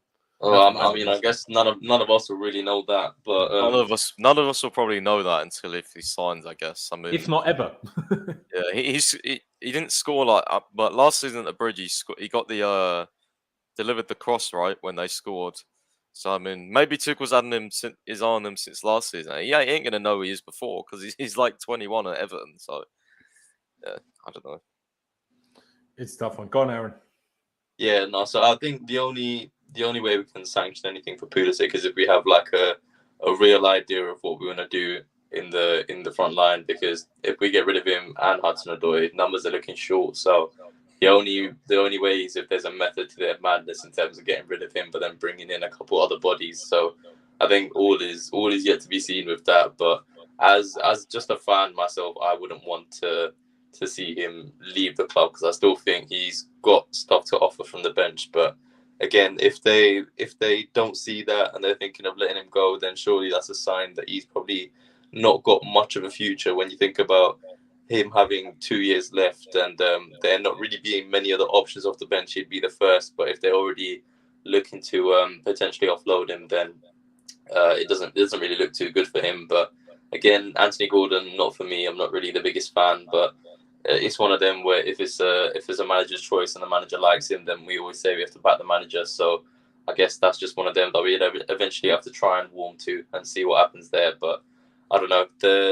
The links need to start heating up a little bit if we're going to be letting Hudson-Odoi go, potentially letting Pulisic go, Ziyech still wanting to head out the door as well. I think we're going to have to see a lot more links heat up and intensify. The only thing is about that, I will say is like, let's not be too worried about that, because look with Gordon, like, this was not even a thing last week, and now we're apparently close to signing him. Like, they will have players and plans in place if players leave. They will be looking at players that we have no idea about, and like Gordon, like. Oh yeah, You know they what I might mean? have So- planned in place. We had a plan to sign Rafinha as well. It just didn't happen. So that's why you shouldn't sell players before you sign players, in my opinion. That ain't happening again though, because that whole thing was personal terms, right? So I think agreements with clubs we can do. It's just convincing the players. That's where they've got a plan, right? Well, except with Sevilla, apparently. But Oh yeah, fuck knows what happens there. I don't think we'll ever find out the truth. who knows? This comment here by Adam, appreciate it very much, says, can't imagine Tuchel would be that influenced by one game, me saying, is he only interested in Gordon since we played them? He seems so thorough in everything he does. Now, while I agree with you, I think that's a fair point in what you say is, yeah, it seemed a bit random for that. I mean, I personally think it's still outrageous that we're linked with him personally. So, and it just seemed like if we were interested in him, why only after we played him? Why not before? Do you know what I mean? And also this whole cash plus potentially players. Like, if we gave them Batshuayi, Gilmore, Barkley, and I don't know, a fourth player that we want to get rid of anyway, and then paid no money extra, now then we're talking. Do you know what I mean? We get rid of what we don't want. We get some young kid in who might be decent, might not be. But to say, like, give them Batshuayi and Gilmore and still pay probably 30-odd million, that's mental stuff for someone like Anthony Gordon, again, who's never played against an O block. Probably in youth football, but youth football is a whole different discussion anyway. Two more things I would like to discuss before we finish this stream. Number one, the fallout from the Tottenham game in terms of the refereeing situation. Now, Thomas Tuchel has been banned, has been charged, as has Antonio Conte, mind you, but will not be allowed to be, well, I don't think it will not be allowed to travel to Leeds. It will just not be allowed to be at the dugout in Leeds. The FA have seemingly, and Premier League have seemingly decided that Anthony Taylor will continue refereeing Chelsea games. I'm not sure if anyone's tried to do anything about Mike Dean's situation with the VAR situation, but He's been removed, bro, off matches for this week, off the VAR. Who? Mike Dean has been removed, given no reason. Fair enough. Yeah, it's just, and also like some of the excuses that they've come up with is like, oh, pulling hair is apparently not violent conduct, but a wannabe headbutt by Nunes, like. Is it kind of a headbutt? Yes. But did he really mean to headbutt him? Absolutely not. He just didn't realize Anderson was that close to him. So headbutting is apparently the worst offense of all time. But pulling hair with barely a touch, they barely touched him. Anderson was completely perfectly fine. But pulling hair, that's fine. So, and they said, the reason why VAR didn't stop it, didn't give a red card or anything, is because, yeah, it's a foul, but it's not violent conduct. I'm like, sorry, how much more violent, pathetic and embarrassing for a man does he get than pulling hair? Like, I learned that when I was 4 years old that you don't pull on people's hair because it's an embarrassment to yourself. But that was literally bordering GBH. Yeah, it's ridiculous. It's absolute insanity. And fair play to Cucurella how he reacted to it in today's press conference by him. Should have smacked him one. He should have done. I'm surprised he didn't. Like, honestly, if someone goes, pull my hair, I'm punching you. I don't care what the situation is. You are not pulling, fuck off. Like, who do you think you are? As another man. Like, do you know what I mean? Like, what is that? If you're older than 3 and you're pulling my hair, you get fucked. Do you know what I mean? Like, fuck off. What is that? What if a 4-year-old pulled your hair? That's it. Ignore. Do you know what I mean? Don't take that out of context. Right. Clip that. Clip it. All right, calm down, Aaron. Calm down. But like, it's mental. Like, nothing will be done about this again. All these journalists, all this referee hate and all these petitions. Oh, like, mate, they're fucking joke.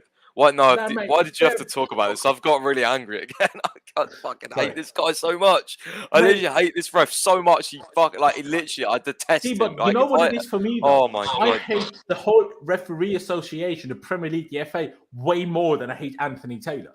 And it's PGMOL, isn't it? Whatever that means. It's not even the FA. It's the guys behind that like control the FA. It's that they were like, yeah, there's nothing going on here. It'll still be allowed on Chelsea matches. Like, how can you say that? There's a whole case file. Chelsea could put a whole case file together and say, how is this not proof of? Okay, don't say corruption, even though it might be, but at least say, like, how is this not proof that he is beyond his job. Like he's not capable of doing his job correctly against Chelsea. Remove him from the matches.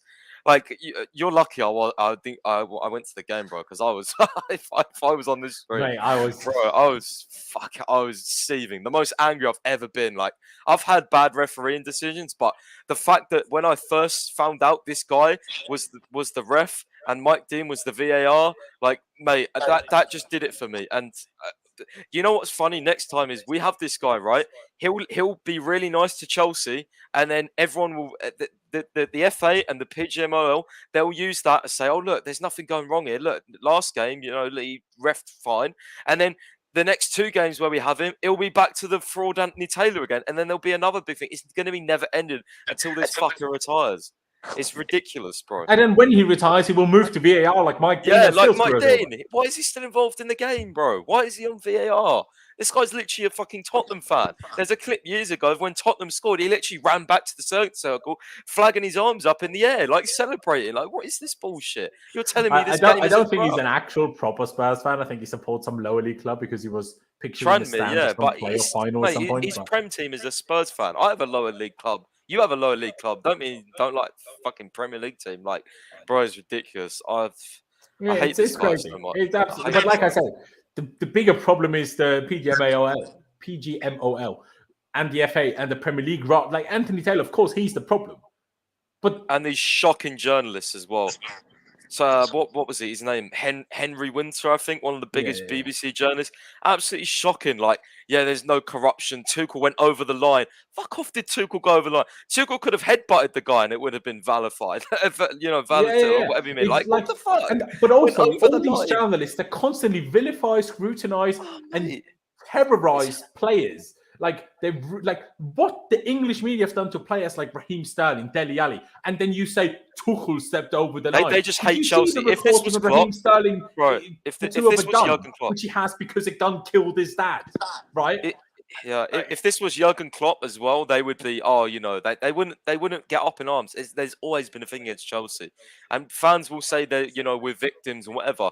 It's literally living proof. Mate, like even rival fans know it. Even rival fans know it. Bro, my Man United mate texted me and said, I can see why you hate Anthony Taylor now. He's an absolute dick. And I was like, thank you. Why can't the fucking Henry Winters and the BBC and the Sun journalists see that? Flipping Mark Goldbridge. Fraud, man. As much as he's a clown, even he gets it.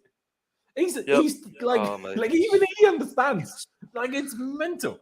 Like, what's bad though is that he should actually. I think it's gone so far Anthony now. Taylor is also a Man United fan. I've heard. How many times has he refed us against Man United? But Laurenz, I think this is situation in an actual serious note. I think it could genuinely something bad could happen to him if he continues to ref Chelsea games and he continues to go over go over the line against Chelsea. I fear someone could run on the pitch and punch him or something. Like, people think I'm being dramatic. Like, it's gone so far. 150. I don't think someone would do it at the game. I think if anything outside of football. Someone tried to run on the pitch after he gave the goal the other day at Stamford Bridge, and we was all saying, "Do you reckon he's going to go over to Taylor?" And he got complete. Genuinely, there is nutcases out there. You remember that fan who punched Jack Grealish? Especially at football. I mean, we know what they're doing on the toilet. So with drink and mate, people hate this guy, and just remove him off Chelsea games. It is not a hard thing to do. Just remove him. But they won't. They'll let it boil over. Every referee makes a mistake every now and again. We're all aware of this, right? But there becomes a point where it's just again, the problem is that the PGMOL, the Premier League, the FA, they love the controversy because that's what makes them bigger, right? That's what makes them grow. That's what makes all the interest bigger. Sky Sports are huge fans. Do you know what I mean? They love nothing more than all of this drama happening because their views go up. They can Battle of the Bridge 2.0. They can make all sorts of money and clicks from it. That's why nothing stopped it. But essentially, you would stop the controversy. And I agree. I can't remember who said it. Someone on Twitter said it. The next time we play Spurs, before then, Cucurella should not cut his hair. And I know he said today we'll never cut his hair. But the day before we play Spurs, he should shave all his head off. Because that would be like a bit of a statement. It would almost be like a bit of a protest. And okay, I've got Spurs again. Probably Anthony Taylor reffing again. Or Mike Dean. Well, he's all Mike Dean, at least on VAR. Got to shave my hair off. That would be something that would sparkle or something. But even that won't make a difference anymore at this point. It's mind-boggling, honestly. It triggers me. It riles me right up. Just why? Why can't you? Like, I don't understand. The part I don't understand is everyone can see it. I don't care if defend your ref, say we shouldn't have a petition and say we shouldn't insult him. Fair enough, I don't care. But just remove him off the games. You don't even have to make this public knowledge, right? You don't even have to make it an official thing. Just don't assign him Chelsea games anymore moving forward. You don't even need to make anything public on this. Just don't assign him the Chelsea games anymore. And the problem automatically stops. But the thing is, as well, is as much as I hate certain other Premier League refs, like I don't like Michael Oliver. I think he's been against us quite a lot. There is no one quite like Anthony Taylor. Like there is, how many Prem refs is there? There's got to be what, 10, 12, probably more. Why is it that he is the only one who's got a literal case file full of bad? Well, Howard Webb did, game change. Oh yeah, no, I'm talking about currently though. Like from the active Premier League referees. Yeah, we might get screwed over by one of a random ref, but he's got so many incidents that it's not just a one-off. Like, I saw a journalist say he had a one-off bad game. Like, are you thick? Like, are you genuinely thick? Like, yeah, I don't want to talk about it anymore. Today's day and age, you can't really give the referees that excuse of having a bad day off when you've got VAR as well. There's like a whole separate video room of referees who can then change the decisions that have happened. So there shouldn't even be the excuse of, he's just had a one-off bad day. Oh, mate, it really annoyed me as well. Another thing that he did, like, I think it was Thiago Silva who, like, went up to him, or Kai Havertz. Anthony Taylor didn't even look him in the eye. He just, like, shoved him away. And I'm just like, fuck you. Like, honestly, I hate you so much. Like, it just doesn't There's so much in this game that just makes it so obvious. Like, the foul on Havertz was too long ago. It was 44 seconds before. Last season, they disallowed a goal of ours where the thing that they stopped it for was 115 seconds before. Southampton, right. I think the game was. Someone said, exactly. Yeah. So now 44 seconds is too much. All right, since when's that the case? Next thing, Havertz, did you see how he lost his shit at the linesman after that foul wasn't given? The fact that he didn't get booked for how he lost his shit there shows you exactly that they all knew it was a foul. Otherwise, they would have booked him for how much he lost his shit after. Because he got booked later on, didn't he? And then I was like, wait, did he? Because I was just sure he got booked, but with everything going on, I assumed I just missed his yellow card. Another thing I remember was how quickly Anthony Taylor was to blow his whistle on that Reece James coming together down the line, which I think Harry Kane. Yeah, like that is. Wait, mate, he was shoulder on shoulder. Why is it a free kick? He didn't even give him a chance, mate. He literally blew his whistle straight away, ran straight over. I was just like, this fucker, like he wants a late end in drama. It was so clear to me. It was honestly. But the maddest thing about it all is not a single Spurs player got a booking, not a single one. Yeah, that's what Tuchel said as well. How many tactical fouls did they make? Reece James makes one tactical foul, yellow card. I personally thought Tuchel's comparison there was a bit silly because Reece James, if anything, Bentancur made about fouls, 7 tackles. Bentancur should have been sent off with accumulation of yellows. He was dirty fucker all afternoon. It was ridiculous. It's just mental. I said two things to talk about. Now I can't remember what the second thing to talk about that I had left was, which is brilliant. But, ladies and gentlemen, while I try to think of that, please subscribe while you're new here. If you're new here, that's what I'm trying to say. We're very, very close to 15,000 subscribers now. So please subscribe if you haven't already. And smash the like button because that helps me push these videos out to more people. So smash the like button. There's still plenty of you here. Just click a like. One click of a button doesn't cost you any money or any time. And actually, let me just quickly see what the poll about who would you prefer at Chelsea, Aubameyang or Ronaldo. We had 243 votes and 62% of you said Aubameyang and only 38% said Cristiano Ronaldo. So that is very interesting. Thank you for getting involved. Someone said midfield targets. I guess that's one quick thing we could talk about. Now that, what is his face? That Cunha, was it Cunha his name? Mateus Cunha. Yeah, the guy that's now going to Wolves from Sporting, who's got Nunes. Yeah. So he was apparently our backup option for Frenkie de Jong, and he's now going to Wolves, is he not? Well, we scouted him heavily. I think people just assumed we might go for him, but yeah, he was pretty much the only one that we were linked to, apart from de Jong. So, what is the situation with de Jong, and do you think we will sign a midfielder, Pies? Yeah, I think we will sign a midfielder, especially because I think we say that we've already signed two. It's just that they're 19 and 18. Yeah, no, I think we will sign a midfielder because I just think Tuchel surely now has got to look at Kante and surely, like, I know he loves him, but he can't rely on him. I don't want a situation as well where Loftus-Cheek is like covers into midfield. Like, if he goes into that group and it's like a case of, oh yeah, we've got numbers. Like, for me, that's not good enough. Like, we do need another top quality midfielder. And De Jong's situation is still the same. Fabrizio as well has been doing his absolute nothing on YouTube. You can tell he's really pissed off because everyone keeps asking him the situation. De Jong, he's like, guys, De Jong wants to stay. If he tells Barca he wants to leave, he will leave. Chelsea and Man United are there, but that is literally it. He wants to stay until anything changes. That is it. There's literally nothing else on it. It's just been the same for the last week or two. I don't know whether they're going to force him out or I don't know. But yeah, I think something that I know was that Barca are trying to essentially sell players like Dest, Aubameyang, and I think someone else to try and cover a fee for Bernardo, so then they could keep him and De Jong, and it also obviously would separate wages. So that's what they're trying to do, but I don't know if they're going to be able to do it. What do they even want with Bernardo Silva? Like, Bernardo Silva is a great player, of course. I would love him at Chelsea. But Xavi, I think, bro. I think Xavi's obsessed with him, I think. Which is also fair, but they have Pedri and they have Gavi and they have De Jong and they have Busquets. Why do you need another midfielder? Like, they're not going to play him on the wing, I assume. I mean, they could. I don't know. I mean, Man City signed him when he played right wing for Monaco. I don't know. Maybe false nine, or I don't know. Not sure. Yeah, but they've Scott Lewandowski. They're not going to play Bernardo Silva as a false nine. I don't know. I guess it's like, why do we want De Jong right now? Like, if all our injuries are we were having that discussion the other day. Like, if everyone's fit, what we're going to do. But now it's like, well, great, yeah, no one's really fit, so we kind of need. And Kessie, they've got Frank Kessie as well. I forgot about him. So, yeah, I mean, I do see what you're saying, but well, their midfielders aren't injury prone. That was ours. Do you know what I mean? But I mean, if Ruben is finally theoretically used as the more attacking of the double pivot, I think he could be very good, because last season, whenever he played in the pivot, he always had to be the more defensive one. If it was Ruben with Pulisic, with Jorginho, I think Ruben could do a perfectly fine job and everyone will be quite happy with him. Just as the more defensive one, I don't see it. But hey, I think, ladies and gentlemen, I want to ask Aaron.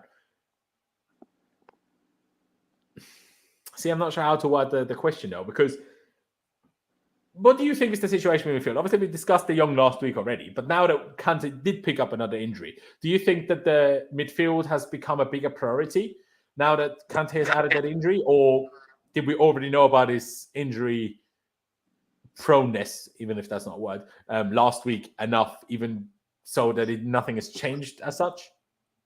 I think we've already known about his sort of injury record for a long while now, but I think it sort of intensifies the need for a midfielder when you have Kante and Kovacic both out at the same time. So I think that's when the alarm bells start to ring, because normally you'd think, okay, if one's injured, at least you've got the other. Now that both are out as well, and it's like, okay, you've got Jorginho, but then who do you partner him with? That's when you start to think, okay, this is a situation where you ideally need another face in midfield. So I think that's kind of why it's become more of a priority now, based off of how often, well, I say often, but the sort of severity of injuries and the extent of which Kante and Kovacic are starting to pick them up now. So it's kind of like we need that extra body. If we don't have that extra body, then we will struggle, because the sort of players that we have in the squad, I don't know how well they would fit having to play a double pivot for a prolonged period of time, because with these injuries, you don't know how long they're going to last. And if, for example, Ruben has to play the double pivot with Jorginho, I reckon he'd be all right. But then I don't think so, bro. We've seen that before. He's been, I don't think he's great there. I mean, yeah, I wouldn't say he's great compared to the... I don't think once last season did Ruben get to play the more offensive of the two double pivots. That's why, because Tuchel sees him as it's not just that, though. He's got to come back defensively. Like, and him and Jorginho, he also has to do that at wing back, and he's doing it just fine. So I personally don't like him in the pivot at all. But then, I don't see why you don't see a difference between whether he plays instead of Jorginho or whether he plays instead of the other two. Surely that's a big difference. To me, it's a big difference in terms of what your. I don't like him when he has to defend central spaces. I think out wide it's much better. Oh yeah. That's fair enough. But yeah. Anyways, yeah. Sorry, See, I cut you off there. it's all good. It's all good. That's why to me, because of what Aaron said there, I think we could really do with a midfielder with this current situation. But could we? It's just a problem that I'm not sure about Gallagher, especially in this formation, where it makes me think another one is like, we need a midfielder, but only because we stick to this formation. If we switch formation, we would be in the drastically less dire need of a new midfielder. Now, of course, at DM, we would still be in need of that, but we're in need of that regardless anyway. We're not signing one. So the confusing and concerning thing to me is if De Jong is our main and kind of only option, and we're kind of just sat there waiting whether he decides on whether he wants to leave or not. Well, we can't do that until September 1st. Like, we need to have another option. Now, Pice said maybe we do, fair enough. But, like, how much longer are we willing to wait for De Jong? Like, do you know what I mean, Pice? Yeah, 100%. I think, again, it's kind of like the Rafinha one. I think Tuchel wants these guys badly. I think Rafinha, De Jong, I mean, there's that story I remember. Apparently Tuchel was like nearly in tears when he joined Barca instead of PSG. So maybe this is something that, you know, they want to wait for. But at the same time, how long can we wait? That's definitely a question I have in my head as well. Definitely a concern. There you go. And look for another midfielder. And if you really want a midfielder and De Jong is a different situation, at least make sure we have another one ready. I mean, maybe they're doing that. Fair enough. But yeah. Cesare Cazadei. Is it Cazadei? I would say it's Cazadei, even though it doesn't sound as properly. It sounds kind of like how Fabrizio said it, so I think it's right. Yeah, I don't know, but anyways, he's flying to Chelsea. He's flying to England now to have his medical. Welcome to him. I don't know nothing about him. I know he's 19 and hasn't played a single professional game of football. That is a bit concerning to me, but I just hope that the scouts did a good job rather than a bad job, because how can I judge? So I'm just saying, a lot of people had a go at me for saying it's a lot of money. Well, it is a lot of money for someone that hasn't played a professional game of football. And someone said, oh, define professional game of football. I'm like, well, he hasn't played anything other than youth football. I'm like, oh, he's a professional, wants to sign a professional contract. I'm like, well, yes, but he still played at the level of other non-professionals, though. So, yeah. No, it's not Cazado. It's Cazadei. That's how it's spelled for sure. And also probably kind of how it's pronounced. But yeah, Pice, don't worry about it. We're going to round this out now anyways. I wanted to do 10 minutes ago, but here we are. Ladies and gentlemen, thank you guys for watching. I appreciate you all. Again, please do subscribe. Please smash that like button, and please check out Pice's website and his Twitter, chelseafc365.com. And of course, his Twitter is linked down in the description below. Thank you to Aaron for coming on. Thank you to Pice for coming on. But yeah, ladies and gentlemen, thank you guys for watching. Up to Chelsea, upwards and onwards. We'll see you again on Friday for the preview ahead of Leeds, and I'll see you next time.